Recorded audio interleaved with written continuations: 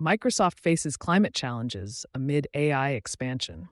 Microsoft's FY 2024 Environmental Sustainability Report lands at a critical inflection point for both the company and the broader tech sector, facing the climate consequences of surging AI and cloud computing demand. Despite being on track or ahead in several 2030 environmental targets, the company reported a 23.4% rise in total emissions from its 2020 baseline. The spike, primarily tied to Scope 3 emissions across its value chain, highlights how even aggressive internal efficiencies can be overwhelmed by rapid external growth. Operational emissions, Scopes 1 and 2, are down nearly 30%, reflecting gains from clean electricity sourcing and data center design. But managing Scope 3, the emissions tied to suppliers, product usage, and other indirect sources, remains a sticking point due to limited control over upstream and downstream activities. Microsoft's strategy here includes enforcing carbon-free energy requirements among large suppliers and investing in greener infrastructure across the value chain. One such infrastructure move includes the rollout of data centers using mass timber construction, potentially slashing embodied carbon by up to 65%. Meanwhile, transitions to liquid chip cooling and zero-water data center cooling systems are being scaled globally, with each facility saving around 125,000 cubic meters of water annually. In carbon removal, Microsoft signed nearly 22 million metric tons in long-term agreements in FY 2024 alone, more than all prior years combined.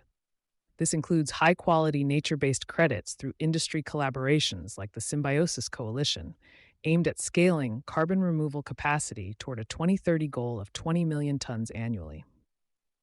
Note: in 2024, Microsoft's net zero target was removed from the Science Based Targets Initiative (SBTI) registry after the company did not meet updated criteria. Microsoft says it remains engaged with SBTI and is continuing efforts to align with evolving standards. Circular thinking and market building. Waste and water strategies show clearer momentum. Microsoft surpassed its 2025 zero-waste construction goal 6 years ahead of schedule, achieving an 85% diversion rate on construction and demolition materials. Packaging from over 30,000 server racks was recycled, avoiding more than 2,500 metric tons of landfill waste.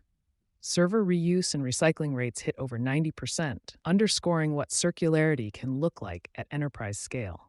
Water stewardship is similarly on track. The company has now provided access to clean water and sanitation for over 1.5 million people and is pacing to replenish more water than it consumes.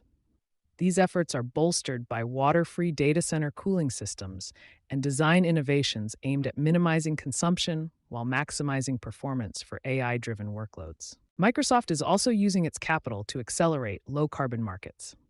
Its Climate Innovation Fund has deployed $793 million across 63 projects to date, spanning sectors like carbon-free electricity, sustainable fuels, and low-carbon building materials. The approach illustrates a long-game strategy, investing early to shape supply chains that will meet future sustainability needs. The broader takeaway? Achieving net negative emissions is proving more difficult in practice than on paper, especially for firms expanding their digital infrastructure at speed. Yet Microsoft's candidness, paired with real examples of systems change, offers a useful benchmark for B2B leaders looking to balance innovation with impact. View the company's full FY 2024 report here.